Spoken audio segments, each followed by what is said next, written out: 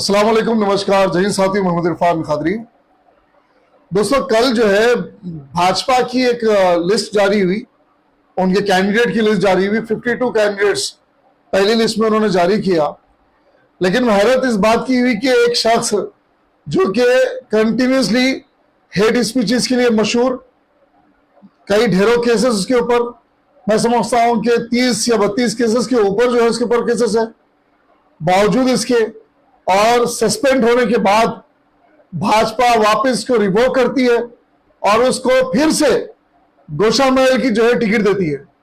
जी हाँ, मैं बात कर रहा हूं राजा सिंह की, जिसने मुसलमान जो जिसको मानता है, जिसको मुसलमान जो है अपना मैसेंजर मानता है, जिसको अपना नबी मानता है, मोहम्मद मुस्तफा सल्लल्लाहु अलैहि वसल्लम की जो है बेहरमती करने वाले शख्स के ऊपर भाजपा के लोग, जब हमने तमाम मुसलमान नाराजगी जाहिर की गई थी, तो भाजपा के लोग ने ये कहा था कि हमने किसी मजहब के खिलाफ नहीं है और जो मजहब के खिलाफ बात करता है उसके हम भाजपा में जगह नहीं देंगे।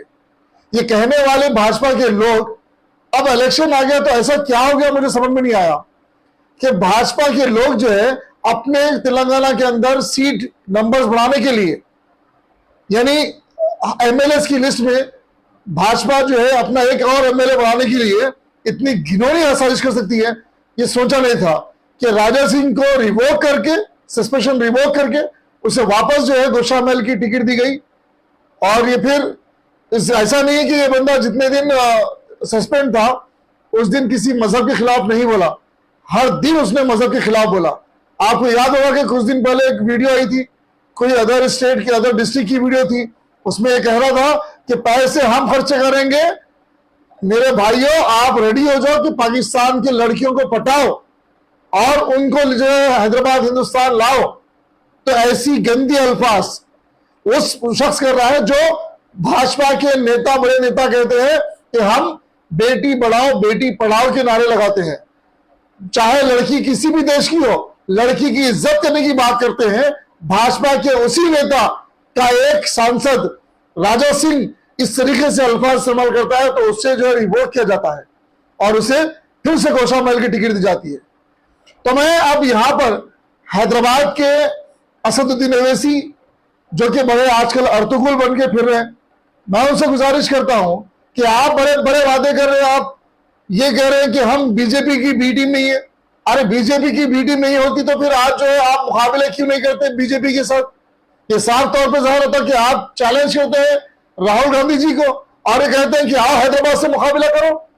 तो मैं आपसे कहना चाहता हूं असदुद्दीन साहब, आप जो है, अगर आप में हिम्मत है, अगर आपके पास मुकाबला करने की ताकत है, तो मैं आपको हैदराबाद से छोड़ के वायनाड जाऊंगा कि नहीं कहूंगा। आपको योगी आदित्यनाथ से मुकाबला करने की जरूरत नहीं है। अरे आपको मुकाबला करना है तो आपकी हैदराबाद की पार्लियामेंट के अंदर आपकी ही विधानसभा एक है जिसका नाम है गोशा महल, जहां आपका हेडक्वार्टर है। दारुसलाम जहां से आपकी अपनी सियासत चलती है, उसी सियासत जहां पर आप बार बार ये कहते हैं कि इंदिरा गांधी जी जो है दारुसलाम आई थी, तो उसी दारुसलाम जो कि गोशा महल के अंदर है, उसी बंदा राजा सिंह जो है वहां से कॉन्टेस्ट कर रहा। तो आप एक मरतबा जो है उसके मुकाबले कॉन्टेस्ट क्यों नहीं करते? एमपी के लिए तो अभी 5-6 महीने का टाइम है, लोकसभा के इलेक्शन के लिए 5-6 महीने का टाइम है। तो मैं आज आपको ओपनली चैलेंज करता हूं, अगर आप बीजेपी की टीम बी टीम नहीं है तो आप इस चीज को साबित करें।